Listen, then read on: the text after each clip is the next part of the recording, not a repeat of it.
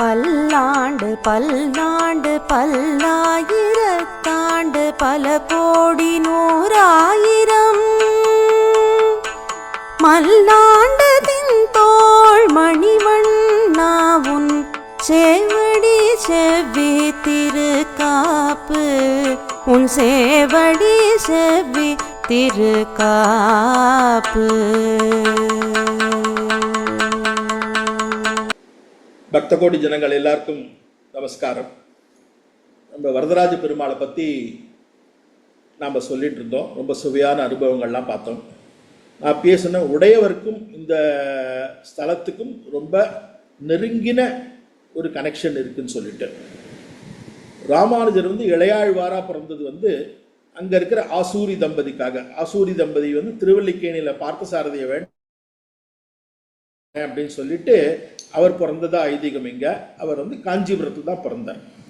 So காஞ்சிபுரத்தில் பிறந்ததுனால அவர் இருந்த வீடெல்லாம் அந்த இதுக்கு எதிர்க்க, அந்த கோபுரத்துக்கு எதிர்க்க சந்நிதி தெரியலையே அவரோட வீடெல்லாம் இருக்குது அந்த இடத்துல. இவர் இது போல் இருந்தபோது அவர் சின்ன வயசில் அவர் எல்லாம் அந்த பிராயம் வந்த உடனே அங்கே அந்த அத்வைத வேதாந்தம் சொல்லி கொடுக்குற யாதவ பிரகாசர் அப்படிங்கிற ஒருத்தர்கிட்ட அவர் வாசிச்சுட்டு இருந்தார். அவர் அந்த கிரந்தமெல்லாம் வாசிச்சுட்டு இருந்தார்.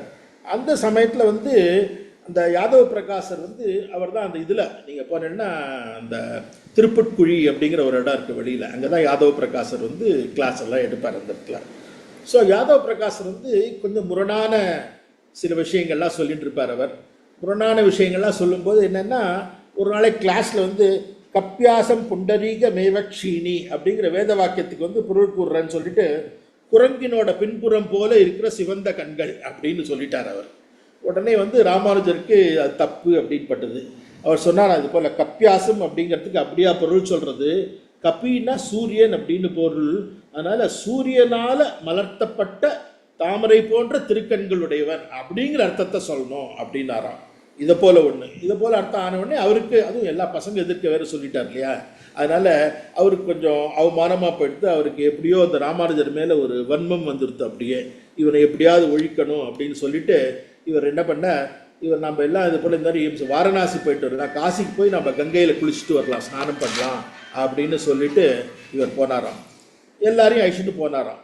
இவர் அந்த காசி கங்கையில் இந்த ராமானுஜரை அங்கேயே மூழ்கடிச்சு இவர் இது பண்ணிடணும் அப்படின்னு சொல்லிட்டு அந்த ஒரு பிளான்ல தான் போயிருக்கார். அப்போ அந்த விஷயம் ராமானுஜரோட சித்தப்பா பிள்ளை ஒருத்தர் இருக்கார், கோவிந்தன் அப்படின்னு சொல்லிட்டு. இவா ரெண்டு பேரும் ஒன்னா, இவரோட அம்மாவோட தங்கையோட பிள்ளை அது. ஸோ அந்த கோவிந்தன் கூடயே இருப்பார். அந்த கோவிந்தன் அரசல் புரசலாக காதில் விழுந்து பாதி வழி, அதாவது விந்தியமலை கண்ணண்ட போகும்போது ராமானுஜர்கிட்ட சொல்லிட்டா, நீ வராத, நீ என்ன பண்ண, இங்கேருந்தே திரும்பி போயிடு, உன்னை கொல்றதுக்காக ஏதோ பண்ணுறார் அப்படின்னு சொன்னார். அப்படி சொன்ன உடனே என்ன பண்ணார், சரி சொல்லிட்டு அவள்லாம் போயிட்டா. இவர் அப்படியே காட்டில் ராத்திரியோட அப்படி மறைஞ்சு ரொம்ப தூரம் நடந்து வந்துட்டார். திரும்பி நடந்து வந்தோடனே ராத்திரியில் இருட்டு, எங்கே போகிறது இந்த காலம் போல், எதுனா ரோடு இருக்கா, பஸ் இருக்கா, இல்லை ட்ரெயின் இருக்கா? அவர் பாட்டுக்கு விந்தியமலையிலேருந்து இன்னொரு பக்கம் வரார். ஒன்றும் புரியல என்னன்னு சொல்லிட்டு, என்ன பண்ணுறதுன்னு சொல்லிட்டு அவர் நேர தேவராஜ பெருமாளை வேண்டினாராம். இப்போ வேட்டும் போது ஒரு வேடனும் வேட்டு வச்சு அங்கே வந்தாலாம். எங்கேப்பா போகிற, நாங்கள் இந்த பக்கத்துலேருந்து வரோம் அப்படின்னு சொல்லிட்டு, எங்கே போகிறேன்னு உடனே அவள் இல்லை நான் காஞ்சிபுரம் போகணும், இது போல் வழி தவறி இந்த பக்கம் வந்திருக்கேன் அப்படின்னு. நாங்களும் அந்த சைடு தான் போகிறோம், நீ வா, நான் அவங்களை அழிச்சிட்டு போகிறேன் அப்படின்னு சொல்லிட்டு அவரை கூடவே அழிச்சிட்டு போகிறாளாம்.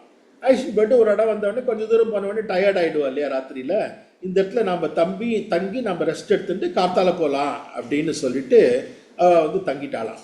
தங்கும்போது அந்த வேட்டு வச்சு இந்த வேடன்கிட்ட கேட்டாலாம், எனக்கு தாகமாக இருக்குது, கொஞ்சம் தீர்த்தம் வேணா கொடுக்குறியா அப்படின்னு சொல்லிட்டு.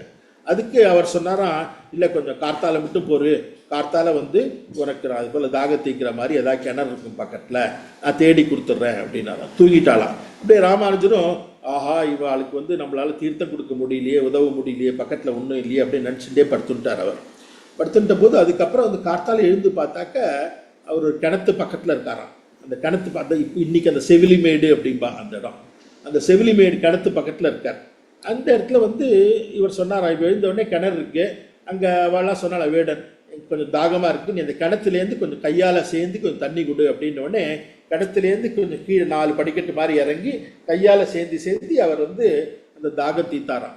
அவர் ஒரு வாட்டி கீழே இறங்கி 2-3 வாட்டி பண்ணாராம். 4வது வாட்டி பண்ண போது அவள் என்ன பண்ணாலாம், எங்கே போகிறீங்க அப்படின்னா, இங்கே தான் போகிறேன் அப்படின்னு சொல்லிட்டு அவள் அப்படியே மறைஞ்சு போயிட்டாளாம். எங்கே அவள் அந்த காமிச்ச இடத்த பார்த்தா நேர புண்ணியகோடி விமானம் இந்த இடம்.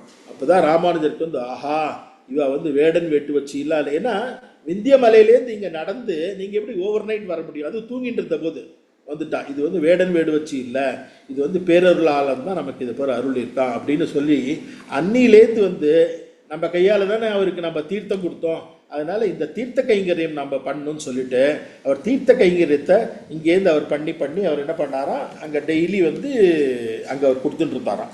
கொடுத்துட்டு இருந்த போது அவள் அம்மாவுக்கு வந்து, ஏன்னா இப்போ வந்து ஒரு யாதவ பிரகாசரோட இல்லை இல்லையா, ஸோ யாதவ பிரகாசரோட இல்லாததுனால அங்கே வந்து அவள் அம்மா சொன்னாலும் அங்கே வந்து திருக்கட்சி நம்பிகள்னு இருக்கார், அவர் வந்து இது போல வரதராஜனுக்கு வந்து ரொம்ப வேண்டியவராக இருக்கார். ஆலவட்ட கைங்கரியம், ஆலவட்டம்னா விசிறின்னு அர்த்தம், ஆலவட்ட கைங்கரியம் இருக்கார். ஆலவட்ட கைங்கரியம் பண்ற அவர்கிட்ட நீ வந்து சிஷ்யனா போய் சேரு அப்படின்னு சொன்னாலாம். உடனே இவரும் வந்து சரின்னு சொல்லிட்டு சேரலான்னு சொல்லிட்டு போன போது அவர் எப்படின்னா ஆலவட்ட கைங்கரியம் அவர் சொல்வார்.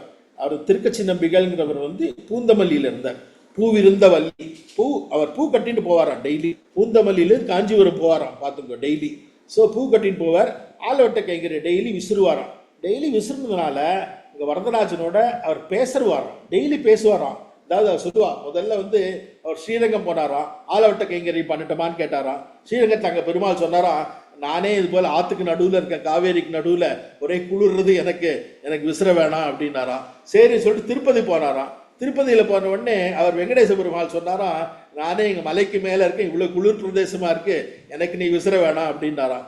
சரி, அதுக்கப்புறம் பார்த்தார் யாருக்கு விசிறலான்னு பார்த்தா இவர் தானே அக்னிலேருந்து வந்தார் இல்லையா வரதன், அதனால சூடா இருப்பார், அதனால அவருக்கு தான் குளிர்ச்சி வேணும்னு சொல்லிட்டு அவர்கிட்ட வந்து கேட்டுட்டு அவரோட ஆக்னியில இவர் வந்து அக்னியிலேருந்து ஆலவட்ட கைங்கரியம் பண்ணிட்டு தாராம்.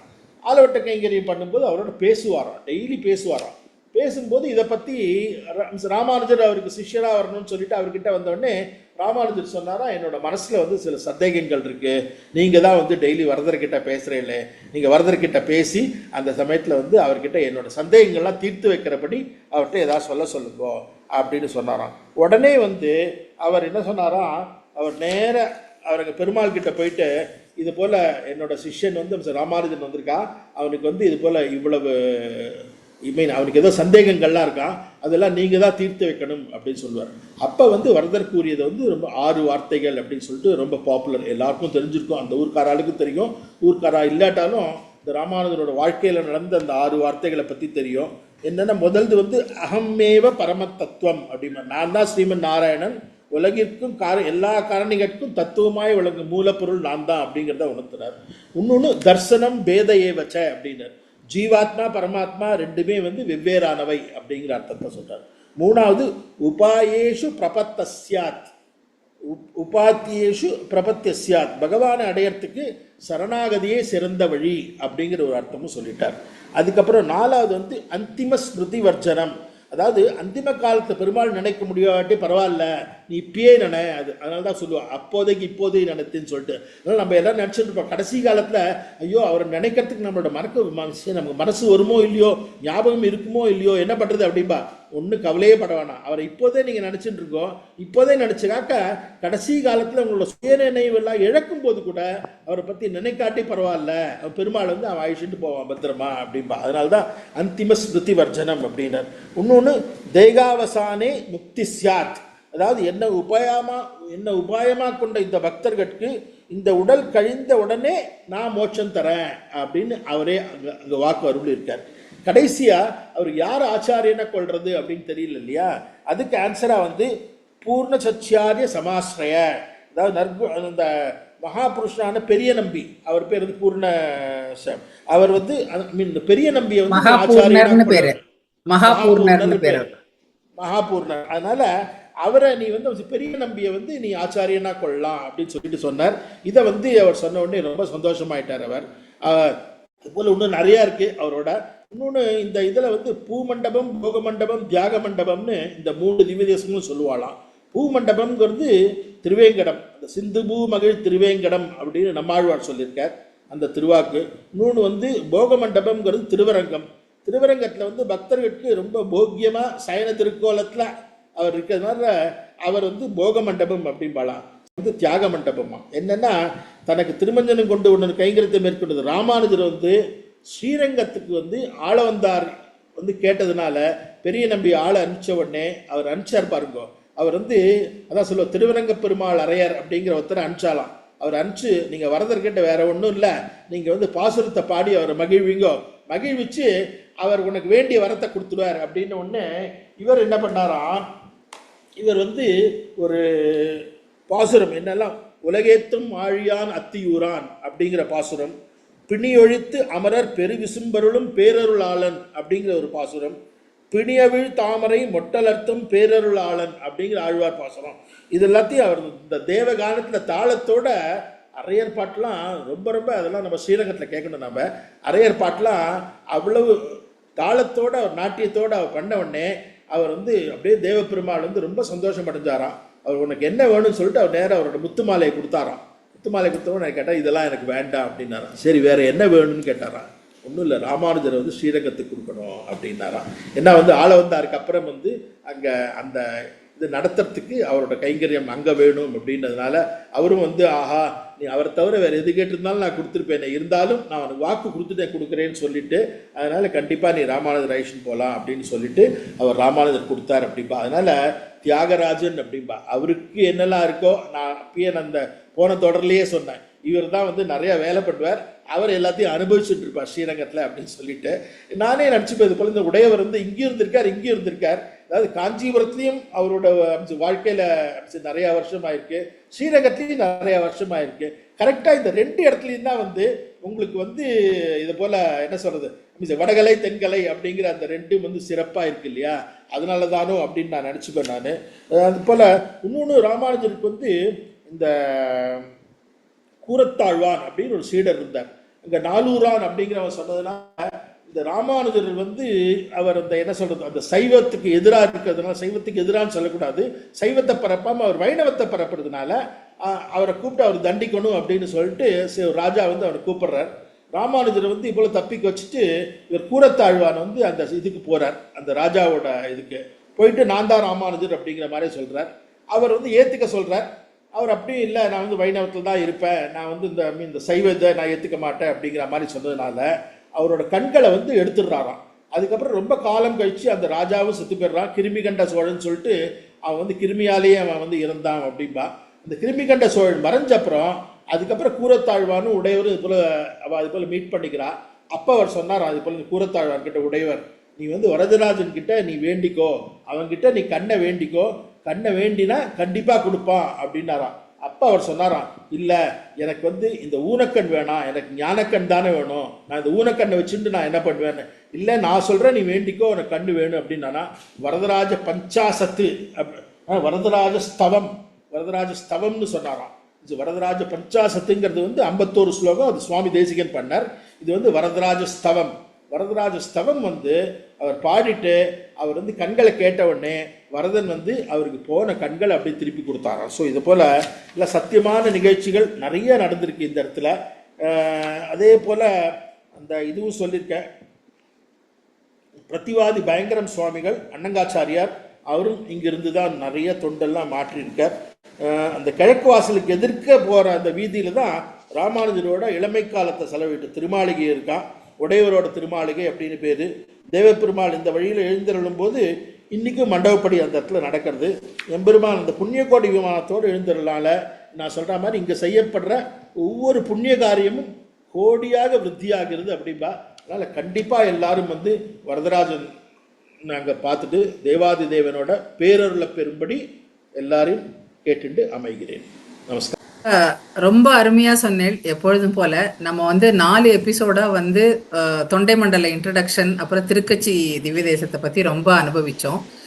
இந்த சமயத்துல வந்து நீங்க வந்து நிறைய சொன்னீங்க, மூலவர் அது புண்ணியக்கோட்டை விமானம், அப்புறம் வந்து அந்த கோவில்ல நடக்கக்கூடிய அந்த இம்பார்ட்டன்ஸ் 24 படிக்கட்டுகள்னா 24 தத்துவங்கள்ல கூட அது காமிக்கிறது அப்படின்னு சொல்லுவா.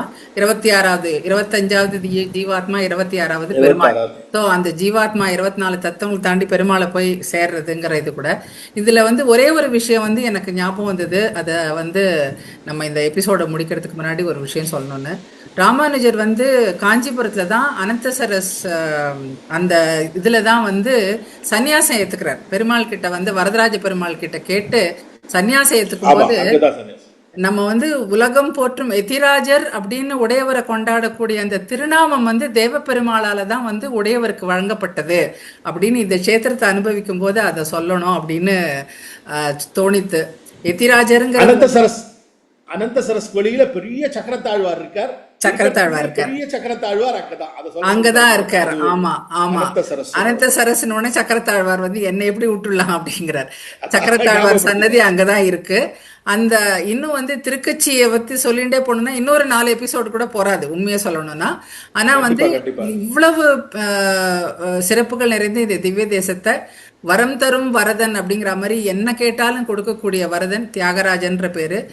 சொன்ன மாதிரி அவரோட அங்க போய் நின்று அவர் முன்னாடி சேவிச்சால்னா அவ்வளோ ஜெஜான்டிக்கா இருப்பார் பெருமாள். நம்ம பார்சாரதி பெருமாள் சேவிக்கும் போது அடுத்தது அது அவர் தான் வந்து ஞாபகம் வரும். அதனால எல்லா பக்த கோடிகளும் இந்த சென்னைக்கு ரொம்ப அருகில் இருக்கக்கூடிய இந்த காஞ்சிபுரத்துக்கு வந்து கண்டிப்பா போய் தேவப்பெருமாள் பெருந்தேவி தாயார் வந்து அங்க மூத்தவளா பெரிய பெரிய தாயார் அப்படிதான் இருப்பா. நான் 3.5 வருஷம் காஞ்சிபுரத்திலே இருந்தேன். அதனால வந்து அங்க வந்து ஆல்மோஸ்ட் நாங்க போய் அனுபவிக்காத நாளே இல்லைன்னு சொல்லலாம். பெருந்தேவி தாயார் நான் 1 வருஷம் இருந்தேன். பேருக்கு ஏத்த மாதிரி பெரிய தாயார், நமக்கு வந்து வயசானவளா இருப்பா தாயார். பார்க்கறதுக்கே கூட ரொம்ப அரவணைச்சுண்டு இருக்கா மாதிரி இருக்கும். அந்த அனுபவத்தெல்லாம் மிஸ் பண்ணாதீங்கோ. கண்டிப்பா போய் சேவிச்சுட்டு இந்த அனுபவங்களோட இந்த விஷய ஞானத்தோட போய் சேவிக்கும் போது நம்மளுக்கு இன்னும் பக்தி பாவம் ஜாஸ்தி ஆகும். கண்டிப்பா அந்த வரதராஜரும் பெருந்தேவி தாயாரும் இதை கேட்டுட்டு இருக்கிற எல்லா பக்த கோடிகளுக்கும் எல்லா நலன்களும் கொடுத்து அருளணும்னு பிரார்த்திச்சுக்கிறோம். நம்ம தொண்டை மண்டலத்தை அடுத்த திவ்ய தேசத்துல மீண்டும் பக்தர்களை சந்திப்போம். வணக்கம் பாலாஜி.